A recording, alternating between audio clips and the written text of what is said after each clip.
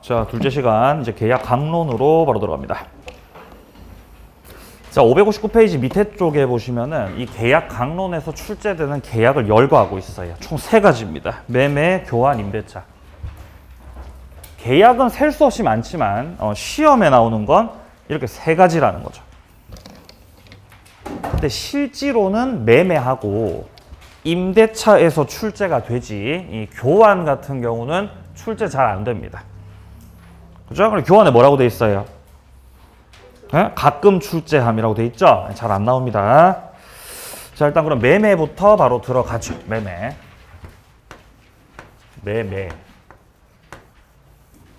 자, 매매에서는 2가지를 볼 겁니다. 첫 번째, 매매와 관련된 성질, 그리고 효력들.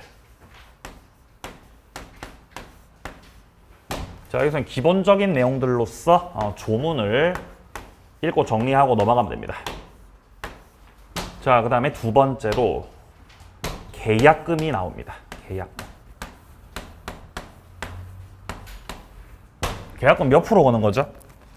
10%. 계약금 10%입니다. 10%. 자, 그리고 세 번째로 매도인의 담보 책임이 있습니다. 담보 책임. 이거는 아주 중요해요.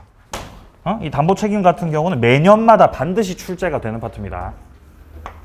담보 책임이 아주 중요하다. 자, 담보 책임이 이제 오늘 수업의 메인 이벤트가 되겠습니다. 가장 중요합니다. 자, 우리 책에서는 지금 561페이지 위쪽에 뭐 2번의 예약이라고 하는 것도 있고 그 6번의 환매라고 하는 것도 있지 않습니까? 이것들은 이제 심화 과정에서 추가해 나가기로 하고 요번 과정에서는 1번의 의, 3번의 계약금, 4번의 효력, 그리고 5번의 담보 책임 여기 짚고 넘어가도록 하겠습니다. 자, 의로 내려가세요. 563조 매매는 당사자 일방이 재산권 이전할 것을 약정하고 자, 상대방은 여기에 대응해서 대금 지급할 것을 약정함으로써 성립하는 계약이다 라고 되어 있죠. 그러니까 매매 계약이라는 게 그렇죠. 자, 당사자가 약정을 할 때 자, 일방에서는 재산권 이전을 약정하고 내가 재산권을 이전시킬게. 그리고 상대방은 여기에 대응해서 그럼 나는 대금을 지급한다. 이걸 약정한다는 거죠. 그럼 재산권을 이전했어요? 이전하기로 약정했어요? 약정했죠? 역시 대금 지급도 약정한 거죠. 약정을 한 거다. 이행을 한 게 아니죠. 약속한 단계이기 때문에 이 매매계약은 채권행위입니다. 채권행위다. 채권행위를 다른 말로는 또 무슨 행위라고 했었죠? 예, 의무 부담행위. 의무 부담행위. 예. 이 의무 부담행위라고 답을 하시는 분들은 복습을 하신 분이에요. 합격자라는 거죠. 합격자. 그죠? 답을 하시는 분들은. 아니면은 뭐 이렇게 좀 오랫동안 하신 분이시던지 뭐 둘 중에 한 개겠죠. 자, 어쨌든 의무 부담행위입니다. 자, 이 2가지를 약정합니다. 자, 여기서 재산권 이전은 여기서 재산권 이전을 한다라는 거는 이 재산권이라고 하는 건 물건도 있고 그리고 권리도 있습니다. 둘 다 재산권입니다. 그러니까 팔아먹을 때 물건을 팔아먹을 수도 있고 또 뭐를 팔아먹을 수 있다? 권리도 팔아먹는다는 거죠. 자, 내려갑니다. 1번 매매는 채권 계약이다. 괄호 속에 들어가 있죠. 의무 부담 행위다라는 겁니다. 자, 양괄호 1번입니다. 매도인 측에서는 재산권 이전을 약정하고 매수인 측에서는 대금 지급을 약정하게 됩니다. 그리고 양괄호 2번에서는 둘째 줄 오른쪽 채권 행위다 확인합니다. 세 번째, 낙성, 쌍무, 유상, 불효식이다. 자, 뒤로 넘기세요. 562페이지. 자, 562페이지에서는 2번을 확인합니다. 파란 색깔 2번. 매매 객체는 재산권으로서 이 재산권은 물건도 있고 권리도 있다. 양과로 2번 확인하세요. 타인 소유물 매매도 유효다. 이거 왜 유효일까요? 딴 사람 거를 팔겠다고 하는데 왜 유효죠? 제 뭐라고요? 채권행위라서. 자, 갑이 을하고 매매 계약을 체결했어요. 매매 계약을 체결했어요. 땅을 팔겠다고. 제가 땅을 팔겠습니다. 라고 하면서 을하고 매매 계약을 체결했어요. 근데 이 땅은 갑 땅이 아닙니다. 이 땅은 갑 소유의 땅이 아니라 딴 사람 거예요. 그럼 갑이 을한테 팔겠다고 약정한 땅은 자기 소유물이다, 타인의 소유물이다. 타인의 소유물을 팔겠다고 매매 계약을 체결했다고요. 근데 이거 유효라고요, 무효라고요? 이거 유효라고요. 왜 유효라고요? 매매 계약을 체결했다는 건 처분이니까 의무 부담행위니까. 의무 부담행위니까 채권행위라는 거죠, 채권행위. 그냥 약속하는 거다. 약속하는 것이기 때문에 딴 사람 거 팔겠다고 계약서 써도 그거 유효라는 거예요, 유효. 왜냐면은 갑이 병한테 그 부동산을 사서, 자, 병한테 매수해서 을한테 넘겨줄 수도 있는 거잖아요. 그렇게 약속해도 괜찮다고요. 만약에 갑이 서류를 위조해서 병의 땅에 대해서 이전 등기를 격려시켰으면, 자, 이렇게 이전 등기 시키는 건 채권행위가 아니죠. 이건 무슨 행위예요? 이거 물권행위입니다. 이거는 물권행위는 처분행위지 않습니까? 처분 권한이 없는 자 갑이 을에게 이전 등기 시켰으면 이거는 무효죠. 이거는 무효예요. 근데 매매 약정을 했다는 건 약속한 거기 때문에 타인의 물건이더라도 유효다라는 거죠. 자, 첫째 줄에 보시면요. 오른쪽에 채권 계약이므로라고 돼 있죠. 확인하시고요. 자, 따라서 매도인에게 처분 권한 있음을 요건으로 하지 않는다. 자, 그러므로 자기 소유가 아니라 타인 소유 부동산에 대한 매매는 유효다. 내려가서 양과로 4번. 매수인의 반대급부는 금전에 한한다. 매수인 쪽의 반대급부는 금전에 한한다. 네, 대금을 지급해야 매매가 된다는 것입니다. 예약은 다음 과정에서 봅니다. 넘어가세요. 자, 계약금으로 바로 가죠. 567페이지입니다. 계약금. 계약금은 주된 계약의 부수에서 이루어집니다. 자, 갑과 을 사이에서 매매 계약을 체결했고요. 자, 갑이 을에게 팔기로 했던 건 토지였습니다. 자, 갑이 을에게 토지를 팔기로 했다. 토지를. 그리고 이 토지를 을이 5억에 매수하기로 했다. 자, 그러면 5억에 매수하기로 했고 여기서 주로 통상적으로는 뭐를 지급해요? 계약금 지급을 합니다. 그죠? 계약금 지급. 계약금은 얼마를 주죠? 네? 5%요? 10%인데요? 5천만 원이요. 네? 계약금 5천만 원을 지급하는 거죠.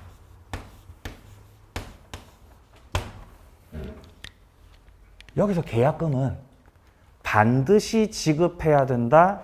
반드시 지급하지 않아도 된다. 반드시 지급해야 돼요? 안 줘도 돼요? 줘야 돼, 안 줘도 돼?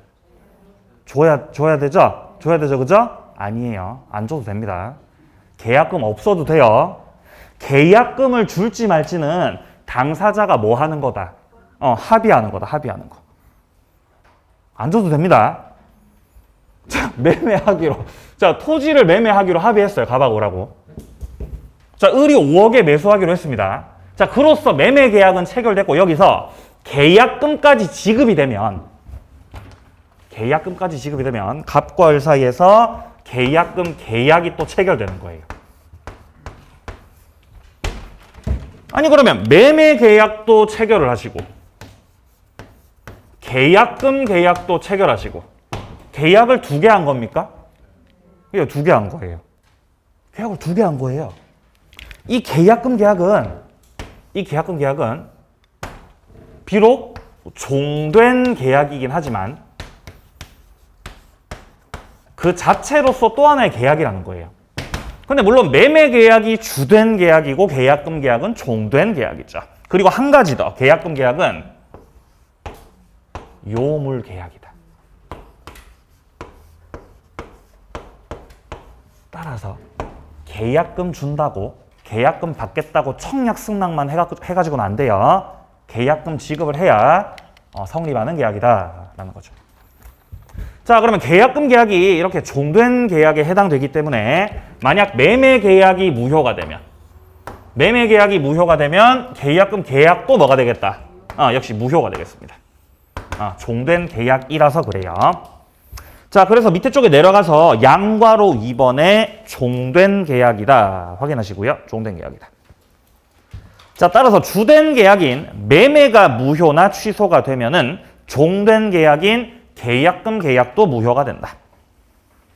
양괄호 3번 요물 계약의 성질을 갖는다. 또한 자, 뒤로 넘기세요. 568페이지 계약금 성질이 나와 있습니다. 자, 계약금 파트에서는 어떤 걸 정리하시면 되냐면은 첫 번째 계약금의 성질, 계약금의 기능. 자, 이게 첫 번째고요. 그다음 두 번째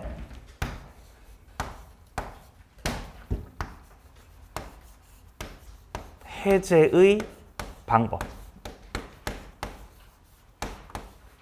세 번째 해제의 시기. 네 번째 효과. 이렇게 정리하시면 됩니다. 자, 우리 책에서 나오고 있는 건 첫 번째로 계약금의 기능, 성질입니다. 그러면 계약금 10%를 거는 게 5천만 원을 지급하는 게 도대체 어떤 의미가 있느냐는 거예요. 뭐 때문에 5천만 원을 주느냐는 거죠. 5천만 원 왜 주는 거죠? 네? 이거를 살 거라고 계약을 깰 거라고 살 거라고 거는 거죠? 근데 그것만 있는 게 아니에요. 깰 거라는 의미도 포함되어 있어요. 네? 계약을 뭐 한다고요? 깰 거라고. 깰. 일단 첫 번째로는 증약금의 기능이 있고요. 증약금. 계약 체결의 증거가 된다. 두 번째, 위약금. 계약금을 위약금으로 하기로 당사자가 특약을 하게 되면 손해배상액의 예정으로서 성질을 가집니다. 그리고 세 번째가 해약금이에요. 자, 세 가지 기능이 있고 시험에 나오는 건 여기입니다. 해약금. 계약금이라는 것은 양 당사자에게 해제권을 부여하는 기능을 한다. 네. 자, 일단 양괄호 1번의 증약금 확인하시고요. 계약 체결의 증거. 두 번째 양괄호 2번의 위약금. 자, 위약금에서 뭐 여러 가지 내용들이 많이 나오고 있는데요. 자, 여기서 어디를 보시면 되냐면 오른쪽 페이지에서요. 오른쪽 페이지에서 디귿 보세요. 디귿. 자, 디귿에 보시면 위약금은 손해배상액의 예정으로서 추정된다라고 돼 있죠. 자, 밑에 줄 위약금이 위약벌로 해석되려면은 당사자 간의 특별한 어떤 주장 입증이 필요하다라고 돼 있습니다. 그러니까 기본적으로 위약금에서는 위약금으로 하겠다라는 당사자의 어떤 특약, 약정이 들어가야 된다는 것이에요. 자, 근데 아까 봤었던 1번의 증약금이나 자, 오른쪽 페이지 중간 해약금 이런 것들은 굳이 당사자가 정하지 않아도 돼요. 자, 한 번 더. 위약금으로 하고 싶다. 계약금을 몰수해버리고 싶다. 그러면 위약금으로 하겠다라는 특약이 필요합니다. 근데 증약금이나 해약금 같은 경우는 굳이 특약하지 않아도 돼요. 왜냐하면 우리 민법에서는 일단 계약금을 증약금으로 기본적 속성으로 보고 있고 특히 해약금 같은 경우는 해약금으로 추정됩니다. 계약금은 해약금으로 추정된다. 그럼 어떻게 계약을 해제할 수 있느냐? 어떻게 해약금의 기능을 하게 되는 것이냐? 자, 갑과 을 사이에서 매매 계약을 체결했어요. 매매 계약을 체결했어요. 매매 계약을 체결했다는 건 약속하는 거잖아요. 약속.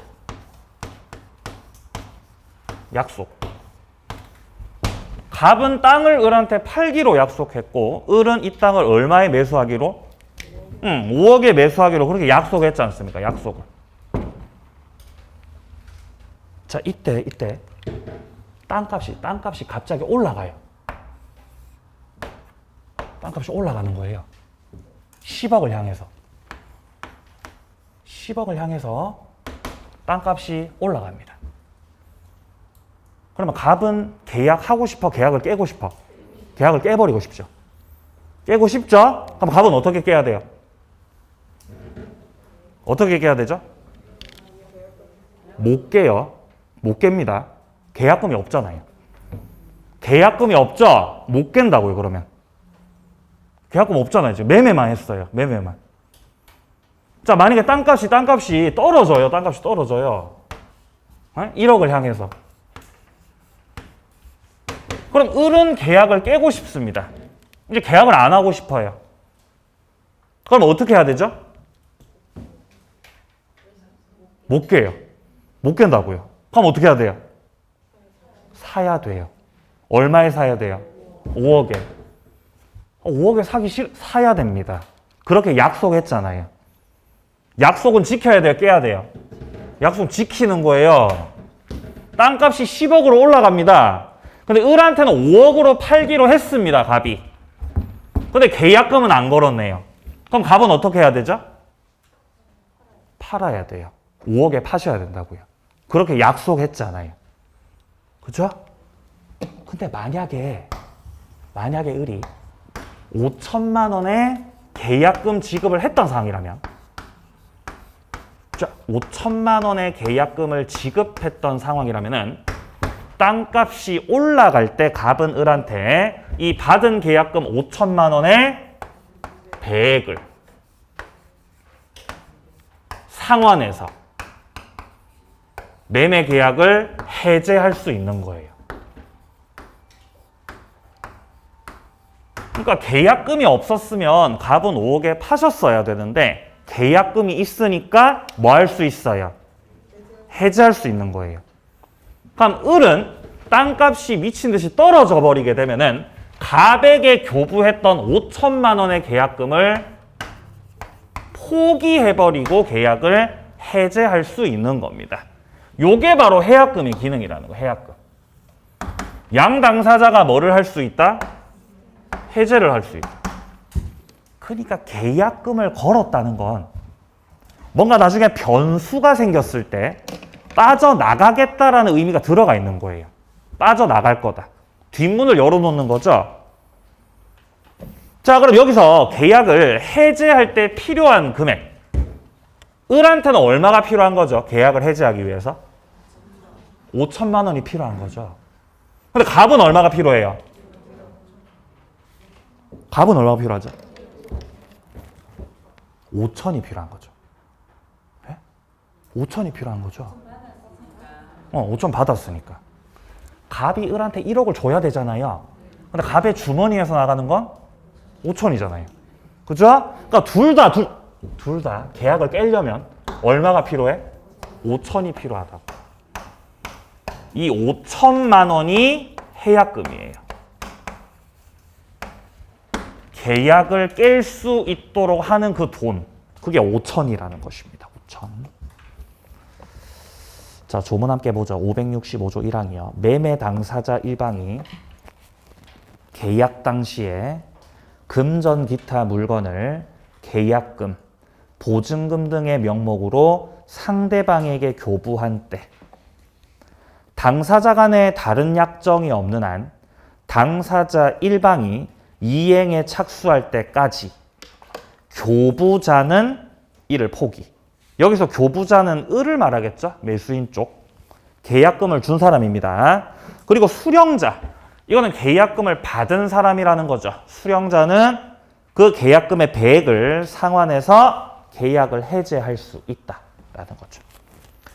자, 그래서 교부자 포기, 수령자 배액 상환을 확인하시고요. 그리고 둘째 줄에 나오는 이행에 착수할 때까지 이것도 확인하세요. 아무 때나 계약금으로 계약을 깰 수가 없어요. 이행 착수할 때까지입니다. 자, 내려갑니다. 서설. 해약금이란 당사자 간에 해제권을 미리 보류하고 교부했던 계약금을 말한다. 자, 민법은 다른 약정 없는 한 이 계약금을 해약금으로 뭐한다? 추정한다는 거죠. 해약금으로 추정한다. 자, 넘어가세요. 자, 571페이지로 오세요. 571페이지. 해약금 해제 방법은 뭡니까? 자, 방법은요. 양괄호 1번 교부자는 포기. 양괄호 2번 수령자는 배액상환이요.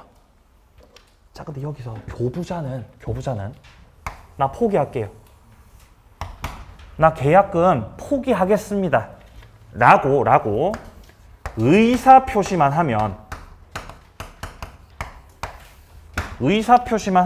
계약은 해제가 됩니다. 어차피 지금 계약금은 누가 가지고 있죠? 갑이 갖고 있잖아요. 그러니까 나 포기할게요 라고 의사표시만 하면 끝나요. 빠이빠이 이렇게 끝난다고요. 근데 갑은 제가 2배로 드릴게요 라고 의사표시만 해가지고는 해제가 안 된다는 거죠. 갑은 배액을 제공해야 됩니다. 자, 배액을 뭐까지 해야 된다고요? 제공까지 하셔야 돼. 네. 양괄호 2번 보세요. 수령자 쪽에서 배액을 제공했는데 교부자가 수령 거절합니다. 갑이 을한테 2배 갖고 가라고 줬어요. 1억을 줬습니다. 근데 을이 안 받아요. 왜 안 받죠? 땅값이 올라가니까 내려가니까. 올라가니까. 땅값이 올라가니까 얘가 안 받죠. 을이 안 받습니다. 이때 계약금의 배액은 제공으로서 충분하다. 나는 제공했는데 네가 안 받은 거야가 가능하다는 거예요. 상대방이 이를 수령 거절한다고 해서 공탁까지 해야 되냐? 그럴 필요 없습니다. 공탁할 의무는 없다. 자, 이게 방법이에요. 해제 방법. 교부자 포기, 수령자 배액 상환. 자, 그리고 이제 왼쪽 페이지로 가시면 해제 시기가 있습니다. 자, 시기는 이행 착수 전입니다. 이행 착수 전에 비로소 해제를 할 수가 있어요. 이행 착수에 들어가고 나면 해제 못해요.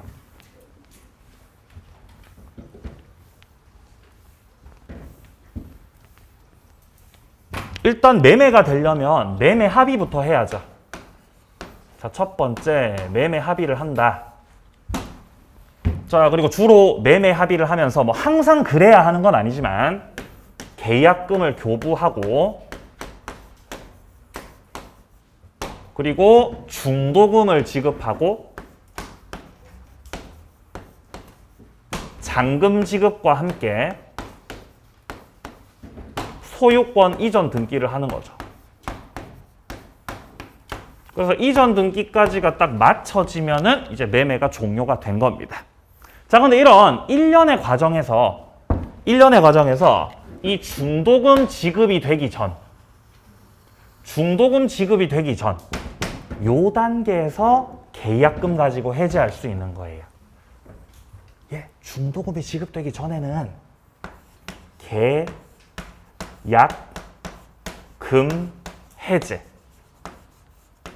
할 수 있어요. 왜냐면 요때까지는 이행 착수 전이거든요. 자, 그런데 중도금이 딱 지급돼 버리는 순간서부터는 더 이상 이 계약금 가지고는 해제를 할 수가 없어요. 이제 이행 착수 한 거잖아요. 그죠? 이거는 이행 착수 전이다, 이행 착수 후다. 이행 착수 후라는 거예요. 이행 착수 후. 그러니까 이 중도금의 지급이 대표적인 이행 착수입니다. 이행 착수. 그러니까 계약금으로 끝내려면은 중도금 지급되기 전, 이행의 단계로 나아가기 전에 끝내야 된다라는 것이에요. 이행 착수 전이요. 자, 그러면 이행 착수와 관련된 내용들 책에서 한 개씩 확인해 보죠. 자, 먼저 양괄호 2번을 보세요. 일방의 이행 착수 전까지 해약금 해제를 할 수 있다. 동그라미 2번 보세요. 이행 착수에 해당하는 경우 기읍, 중도금 일부를 지급했다는 거죠. 그럼 이거는 중도금 지급한 거예요, 안 한 거예요? 한 거예요? 1분 돼도요. 지급한 거죠. 선을 넘었어, 안 넘었어? 선 넘었어. 선 넘어갔어요. 그럼 이행착수 들어간 거예요. 계약금 해제 못합니다. 니은 중도금 일부 지급에 가름해서 대여금 채권을 양도했다. 지금 당장 현금이 없으니까 채권을 넘겨준 거죠. 이것도 중도금 지급한 거죠. 자, 디귿입니다. 미리 지급했다. 준 겁니까, 중도금? 준 거죠. 선 넘었어요? 넘었어요. 계약금 해제 못합니다. 리을 잔금을 준비해서 등기 절차를 밟기 위해서 등기소 갑시다 라고 촉구하는 것. 네, 이런 것들도 이행 착수에 해당이 되겠습니다. 그러니까 중도금을 미리 지급한 거, 일부 지급한 거, 혹은 중도금 지급에 가름해서 채권을 양도한 것 등등등 그런 것들 이행착수에 해당이 된다는 거죠. 자, 근데 이행착수에 해당되지 않는 게 있어요. 이행착수처럼 보이지만 이행착수가 아닌 거. 자, 두 가지를 기억하세요. 첫 번째 이행착수가 아닌 거는 당사자 일방이 이행 청구 소를 제기했을 때 이거는 중도금 지급한 거다, 소제기한 거다. 소제기한 거지 않습니까? 뿐만 아니라 판결이 떨어졌을 때 판결 떨어진 거다, 중도금 지급한 거다. 판결 떨어진 거다. 이행착수하고 상관없다는 거죠. 두 번째, 토지거래 허가구역에서 허가 신청했을 때 그럼 이거 허가 신청한 거, 중도금 지급한 거, 허가 신청한 거, 허가가 떨어졌다. 이것도 이행 착수는 아니라는 거예요. 따라서 이런 경우에서는 계약금 해제를 할 수 있다, 하지 못한다.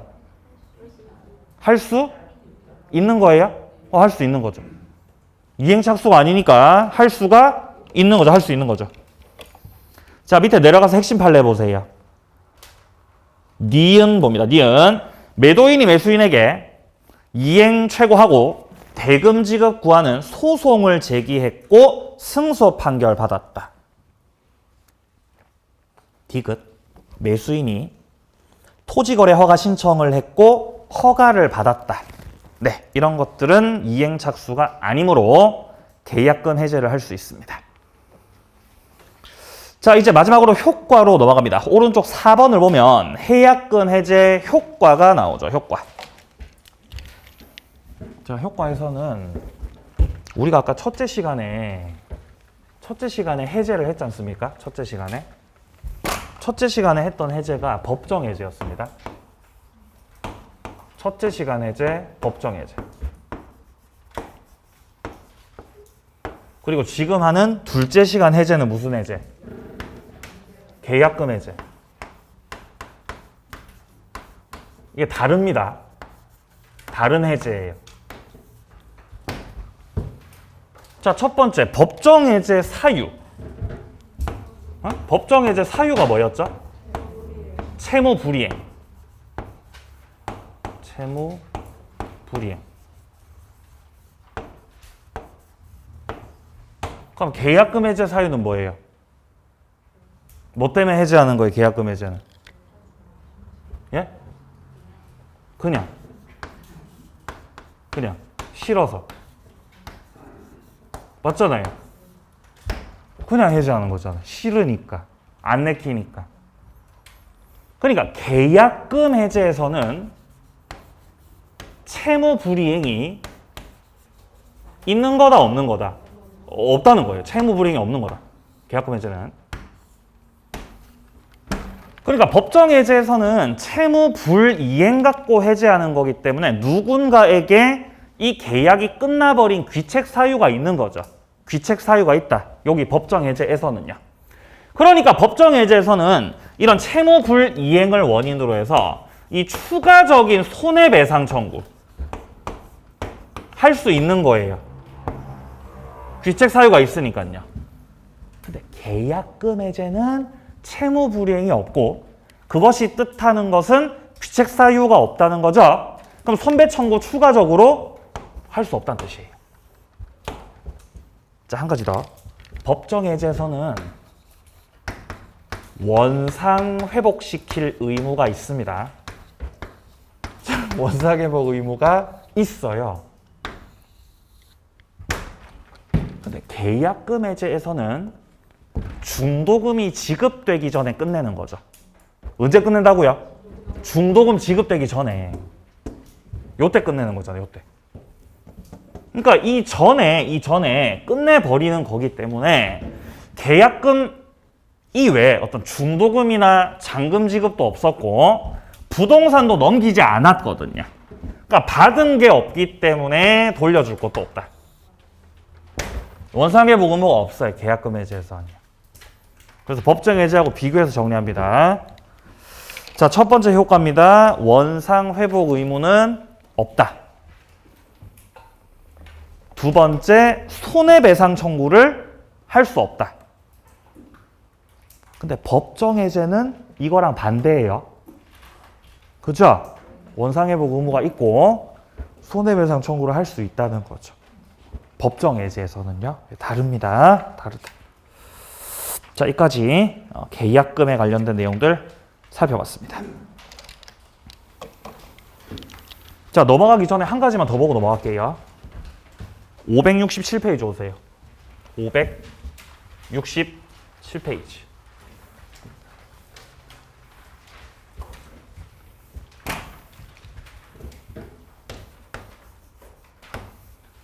일단 매매 합의를 했습니다. 자, 갑과 을 매매하기로 합의했다. 자, 뭐 요컨대 토지를 을이 이거를 5억에 매수하기로 했어요. 5억에 매수하기로 했다. 자, 일단 매매 합의가 끝났고 갑 쪽에서 계약금을 주라고 한 거예요. 계약금 주세요. 이렇게 했어요. 그럼 계약금 얼마 줘야 돼요? 5천만 원 줘야 되죠? 근데 을이 쌤 죄송합니다. 제가 지금 돈이 없어가지고 일단 1,000만 원. 일단 1,000만 원 드리고요. 제가 이번 주 내로 나머지 4천만 원 드릴게요. 이렇게 합의한 거예요. 이해되세요? 그러니까 계약금을 전부 지급, 계약금 일부 지급. 계약금이 일부가 지급됐어요. 자, 계약금이 전부 지급된 게 아니라 일부가 지급됐다는 거죠. 계약금 일부 지급. 근데 1,000만 원을 딱 준 다음에 1,000만 원 준 다음에 땅값이 이 땅이 갑이 5억에 팔기로 했지 않습니까? 땅값이 올라가는 거예요, 갑자기 이상하게. 얼마를 향해서? 10억을 향해서 올라가는 거죠. 그럼 갑이 팔기 싫잖아요. 팔기 싫죠. 그럼 갑은 계약을 해지하고 싶죠. 이때 갑이 계약을 해지하려면 을한테 얼마를 줘야 되죠? 5천? 5천? 6천? 2천? 1억? 다 달라요, 이게. 지역마다. 물어본 데가 다 다르다고요. 뭐 어떤 분은 뭐 1억. 그죠? 어떤 분은 2천. 어떤 분은 1,000만 원만 주면 되는 거 아니야? 라고 하시는 분도 있고. 아니면 어떤 분은 이런 분들이 있어요. 아니면 어떤 이런 분들도 있어요. 계약을 해지할 수 없습니다. 라고 하시는 분들. 계약을 뭐 할 수 없다고요? 해지할 수 없다. 그게 정답이에요. 그게 정답입니다. 계약금을 일부 지급한 경우는 갑과 을 사이에서 계약금 계약이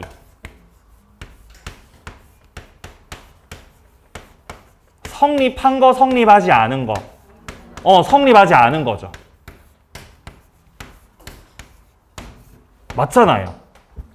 왜냐면 계약금 계약이 성립하려면 계약금 전액을 다 교부해야 돼요.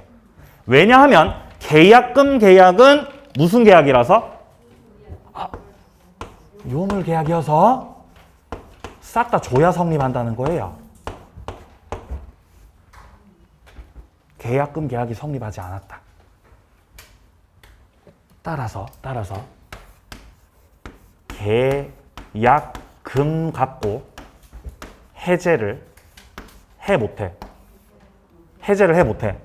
못해요. 해제 못한다는 거예요. 네. 그래서 어떤 분이, 제 아시는 분이 이렇게 매매한다고 했다가 계약금을 일부만 걸었던 거예요. 원래 중개사들이 뭐 가계약금 뭐 이렇게 하잖아요. 일부 걸라고. 그죠? 그 1,000만 원 드렸던 거예요. 근데 이제 갑자기 매도인 쪽에서 저 팔기 싫어졌어요. 라고 하면서 1,000만 원을 주더라는 거예요. 그러면 을이 1,000만 원을 받았을 때, 을이 어떻게 해야 돼요? 어떻게 해야 돼요? 거절해야 돼요? 1,000만 원 되돌려줘야 돼요. 1,000만 원 되돌려줘야 된다고요. 되돌려주고 뭐라고 해야 돼요? 당신 해제 못해. 당신 해제 못한다고 해야 된다고요. 땅값이 올라가고 있잖아요. 그럼 을은 어떻게든 이 땅을 사야죠. 땅 사야 되겠죠? 그럼 갑이 해제 못하게 해야죠. 당신 해제 못해라고 해도 된다고요. 왜냐면 계약금 계약이 성립했으니까 안 했으니까? 안 했다고요. 근데 제 아시는 분은 1,000만 원 받으시고 그래? 알겠어. 안녕 하고 그냥 가시더라고요. 안녕? 이렇게 가신다고요. 그럼 안 돼요. 1,000만 원 돌려줘야 돼요. 돌려주고 땅 넘기라고 청구하셔야 됩니다. 자, 근데 판례에서 문제가 됐던 게 계약금을 이렇게 일부 지급했을 때 만약 당사자가 약정을 해서 계약금 계약이 성립된 것이다. 비록 일부만 지급했지만 계약금 계약은 성립된 것이다. 요렇게 정했을 때는 그러면 갑이 계약을 해지할 때 2배를 줘야 되는데 그 2배의 기준이 되는 금액이 얼마인지 요게 쟁점이 됐던 거예요. 갑은 이렇게 주장했겠죠. 난 당신한테 받은 게 1,000만 원이니까 나는 1,000만 원에 배액을 줄 거야. 이게 갑의 주장이었겠죠. 근데 을은 뭐라고 주장해요? 아니지. 내가 1,000만 원을 일부 지급하고 계약금 계약으로서 약정했던 건 얼마니까? 5,000만 원이잖아요, 선생님. 그러니까 5,000만 원의 배액을 주셔야죠. 라는 게 을의 주장. 여기서 붙었다고요. 갑하고 을하고. 그럼 판례에서는 뭐라고 봤을까? 보죠. 자, 핵심 판례 보시면 먼저 동그라미 2번부터 동그라미 2번. 당사자가 계약금 일부만 먼저 지급했고 잔액은 나중에 주기로 했어요. 그럼 이 경우는 계약금 계약이 성립했다, 성립하지 않았다? 성립하지 않았다는 거예요. 성립하지 않았어요. 자, 그래서 세 번째 줄 오른쪽 확인하세요. 교부자가 계약금의 전부를 지급하지 아니하는 한 계약금 계약은 성립하지 않았으므로 당사자가 임의로 계약 해제를 할 수가 없다. 일단 이게 원칙이에요. 계약금 5천만 원을 전액 교부했을 때 그때 비로소 계약금 계약이 성립하는 것이기 때문에 일부만 지급한 경우는 계약금 계약이 성립하지 않았다가 된다는 거죠. 그러니까 계약금 해제를 못 한다는 거라고. 이게 원칙이라고 지금. 이게 동그라미 2번에서 말하고 있는 거잖아요. 맞아요? 네. 그래서 이런 사고를 방지하기 위해서 제가 보니까 중개사분이 제가 최근에 계약할 때 보니까 가계약금 갔을 때 있잖아요.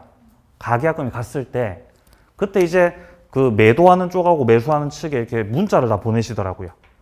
지금 오간 이 가계약금을 계약금으로 해서 계약을 해제할 수 있습니다.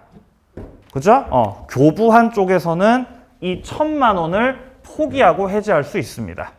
수령자 쪽에서는 2,000만 원을 교부하고 해제할 수 있습니다. 라고 그렇게 문자를 돌리더라고요. 왜 돌리는 거예요? 요걸 방지하기 위해서. 어차피 계약은 당사자가 자유롭게 하는 거지 않습니까? 그러니까 계약금이 일부 교부만 됐을 때 1,000만 원 혹은 2,000만 원 가지고 해제할 수 있습니다. 라고 정하면 되죠. 안 정했을 때가 문제가 되는 거잖아요. 안 정했을 때. 자, 동그라미 3번이요. 계약금 일부 지급한 상태에서 약정 계약금은 5천만 원인데 1,000만 원만 교부가 됐다는 겁니다. 이때 그 일부 지급받았던 계약금의 배액을 상환하고 해제를 주장할 수 있습니까? 자, 판례는 뭐라고 봤느냐? 자, 밑에 단락에서 둘째 줄 오른쪽이요. 계약금 일부만 지급된 경우 수령자가 계약을 해제할 수 있다고 하더라도 해약금의 기준이 되는 금원은 실제 교부받은 계약금 그 1,000만 원이 아니고 교부하기로 했던 그 5천만 원의 약정 계약금으로 봄이 타당하다. 그러니까 계약을 해제하려면은 1,000만 원의 배액을 상환해야 된다. 5천만 원 배액을 상환해야 된다. 5천만 원의 배액을 상환해야 된다라는 거죠. 자, 그래서 여기서 이 1,000만 원이 실제 교부받은, 자, 이 1,000만 원이 교부받은 계약금이죠. 교부받은 계약금. 그리고 이 5천만 원이 약정 계약금이죠.